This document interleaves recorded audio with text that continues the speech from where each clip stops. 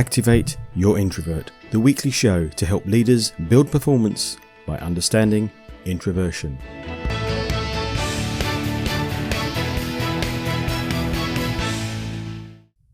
In this week's show, Introvert Myth of the Week, introverts don't like to be on stage. Leadership Tip of the Week, check your leadership style has nothing to do with free condoms. Introvert Question of the Week, how can I get my introverted supervisors to get more involved in business development? And a discussion with Daisy Simonis. Daisy helps introverts supercharge their people skills without changing who they are. Just before speaking to Daisy, I want to talk about the Olympics and, weirdly, condoms. To be a bit more specific, there was an intriguing article in the press this week about how the organisers of the Tokyo Olympics are handing out 160,000 free condoms to the inhabitants of the Olympic Village, and yet telling them not to use them. Apparently, the handing out of free condoms at the Olympics is a tradition to encourage safe sex during the unofficial Olympic sport of bed hopping among athletes from over 200 countries who spend weeks living together in close quarters. Yet this year the organisers are demanding that residents of the Olympic Village must observe social distancing guidelines to prevent an outbreak of COVID. They are threatening the rule breakers with a range of penalties including fines, disqualification or even deportation. Athletes, according to the public health measures outlined in the latest Olympic playbook, must avoid unnecessary forms of physical contact. It seems to me like a big piece of very mixed messaging. Which is the link to the world of introverts? No, I don't have any other link about introverts or extroverts to this article in any way. Mixed messaging. When you say something to somebody, and yet your body language or other actions contradict the words, there's an element of mixed messaging. Many introverts are detail conscious and good listeners to both verbal and non-verbals, so they are likely to pick up on mixed messaging. One of the most common forms of mixed messaging that many introverts report is when a boss asks a question and then jumps in to answer the question themselves for their employee. Doing this once or twice might be frustrating. Doing it often is both demotivational and trains the recipient that you're not interested in their views. The most common cause of this is a difference between internal and external processing. Most introverts think to talk. Most extroverts talk to think. Ask a question of an extrovert and bang, words fly back out of their mouths while they work out what they are thinking about it. Ask an introvert the question and they will typically think quietly for a second of the most complete, the most accurate, the most structured answer they can before the words come out. So when an extrovert asks an introvert a question, it's not unusual for a slight gap to happen in the conversation which immediately gets jumped in and filled by the extrovert. Commonly, introverts are happy with slight gaps in the conversation. Extroverts, not so. The answer?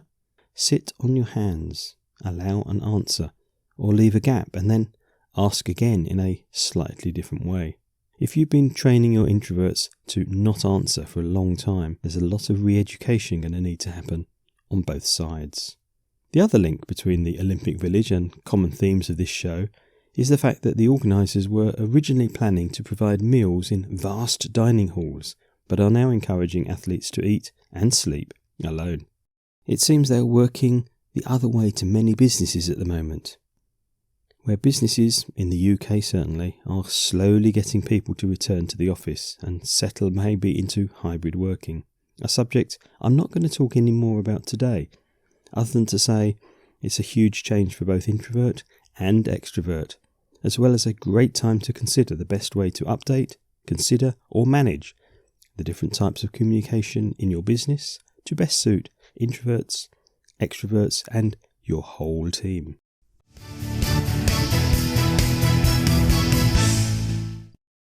This week's question: how can I get my introverted supervisors to get more involved in business development?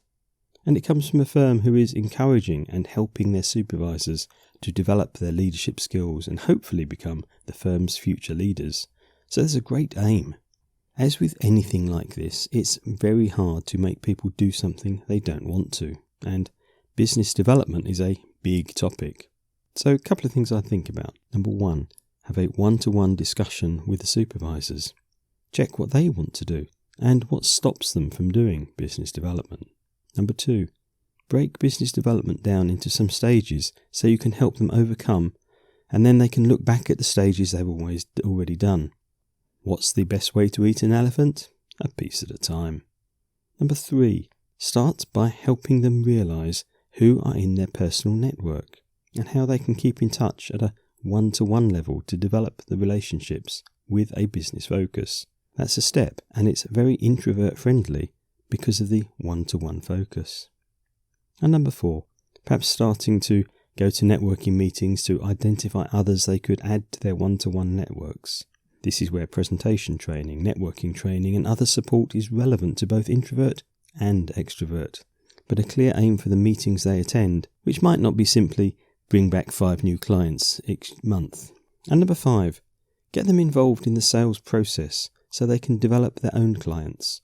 Some simple and agreed targets will help here, as well as a very clear sales process and the support I know you're already giving them.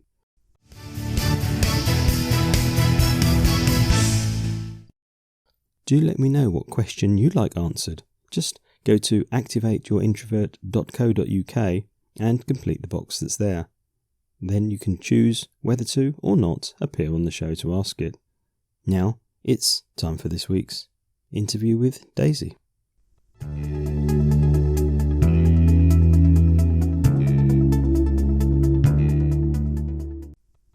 Welcome, Daisy. Hi, John. Thanks for having me. It's really good to talk to you. Daisy, we're going to talk a lot about introversion in a few minutes, how you help people supercharge their people skills. But the first question I always ask my guests is, are you an introvert, an extrovert? Perhaps more importantly, what does that mean to you? It's a great question because everyone has their own interpretation of these terms. I identify as an introvert. I am often mistaken to be quite extroverted. I think possibly because of the myths around introversion and what it is and what it isn't. For me, introversion is all about your energy. So social situations exhaust me, even if I've had fun, and I tend to soak up a lot of energy from my environment, which can be draining. And so to re-energize myself, I need to be alone. I certainly get that because I find exactly the same thing. And to re-energize myself, I can work hard, but being on my own and sorting myself out, and suddenly I'm full of energy and charge off again. You help introverts to supercharge their people skills. What does that mean to you? Introverts sometimes feel like a lot of opportunities pass them by, and they see their more loud, outgoing, and confident peers move up the career ladder quicker than they do, or be asked to speak on podcasts or interviews or panels, and they feel like they're missing out. And it's something that I definitely experienced as an introvert years ago. I was an introvert who was also shy and not confident. And so the thought of speaking up in meetings, networking, reaching out to people, I just I wasn't confident, and so I didn't do it.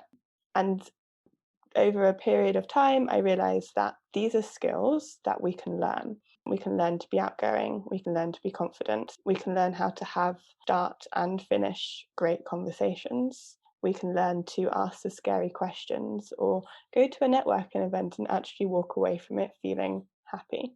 And this is what it means, supercharging your people skills. It's about staying true to the core of who you are, your introversion, but being able to adapt to what the situation needs. If the situation needs you to speak louder, to interrupt, then you're able to do that rather than feeling like you are ignored or not seen.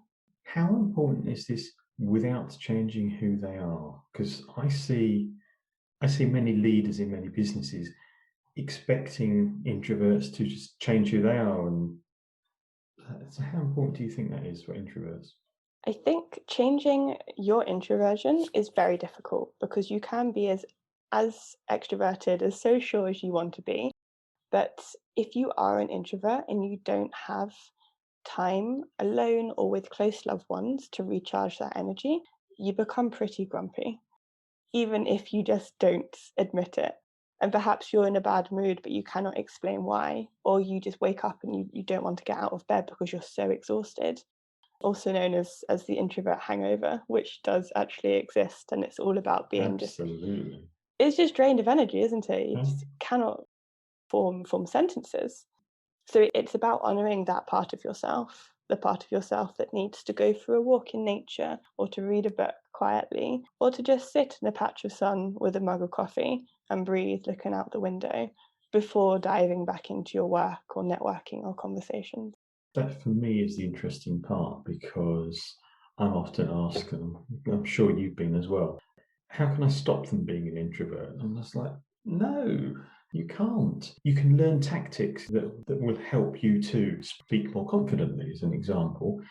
In the same way as a leader, you can learn tactics to work with your whole team in a way that allows them all to work together rather than it favouring the extroverts.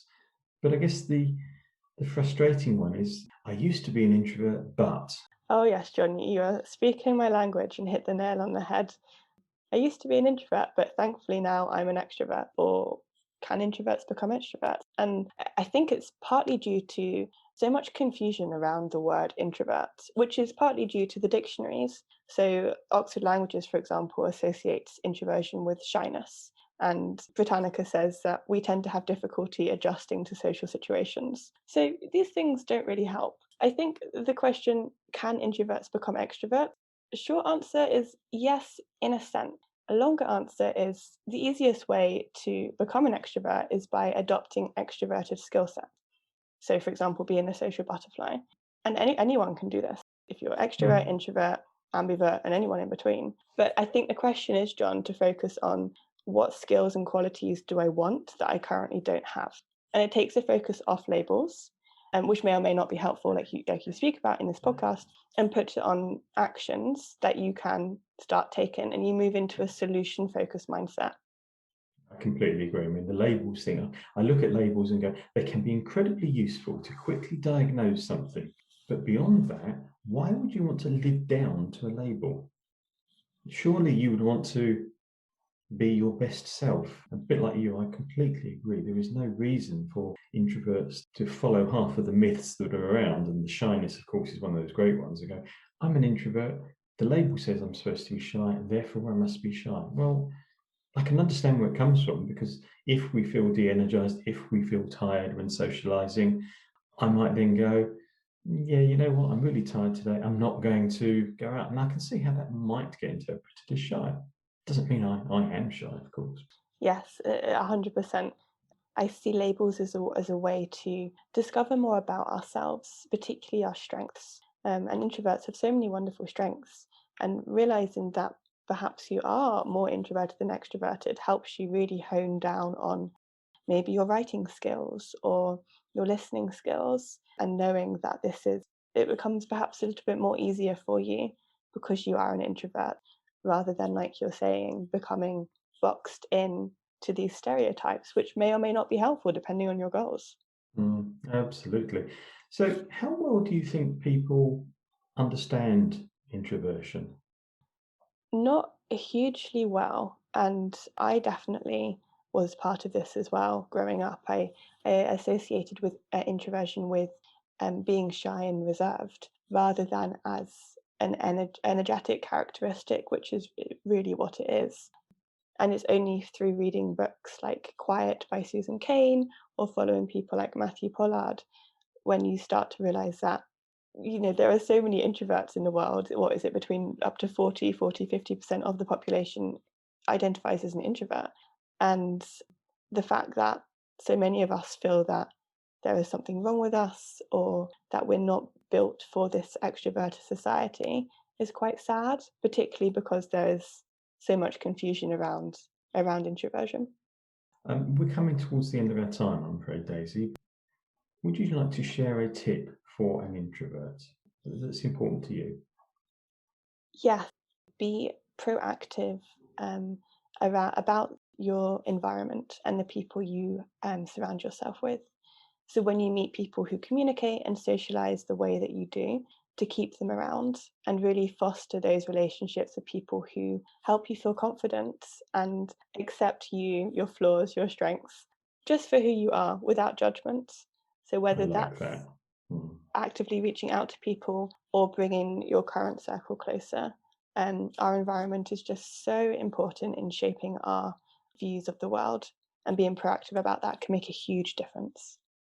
Thank you. And how about a tip for a non-introvert, perhaps to get on better with or to work more closely with introverts? Hone in on your empathy. Definitely reading the meaning behind someone's words and seeing that perhaps someone is trying their best to be confident or to speak up or to ask a question, particularly in meetings. You can always kind of gauge if someone is trying to ask a question. Being empathetic to they might not feel comfortable speaking up in front of lots of people. They perhaps prefer to share their opinions and their thoughts over email or in writing rather than in a very heated discussion. It's about accepting people for who they are without trying to force them into these boxes that we tend to put them in. Love it. And I think you're absolutely right about the meetings thing. One of my favourite subjects as I wrote the book on it. Great tip. Daisy, how can listeners get back in touch with you? I am on most social media platforms under my name, so Daisy Simonis. It will be in the show notes, but it's Simonis, and my website is empoweredintroverts.com. Thank you so much for your time this morning. Thank you, John.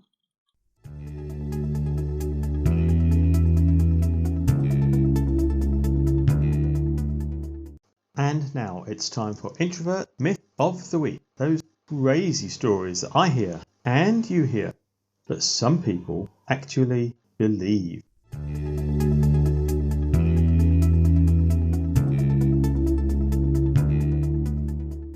This week's myth is about being on stage.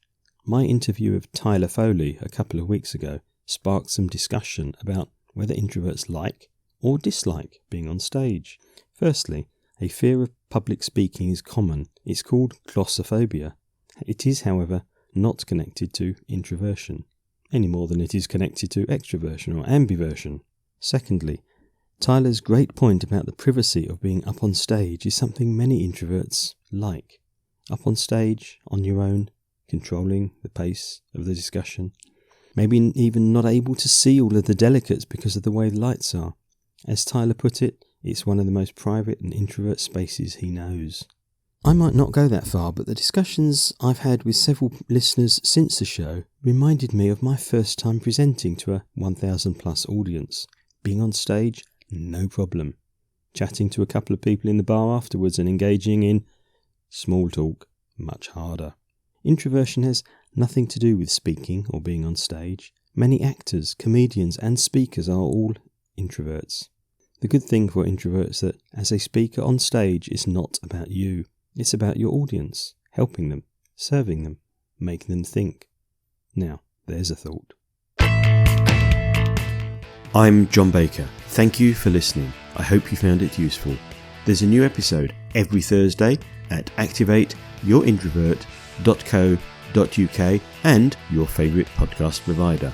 Till then, go be introversial, activating your introverts, building your business.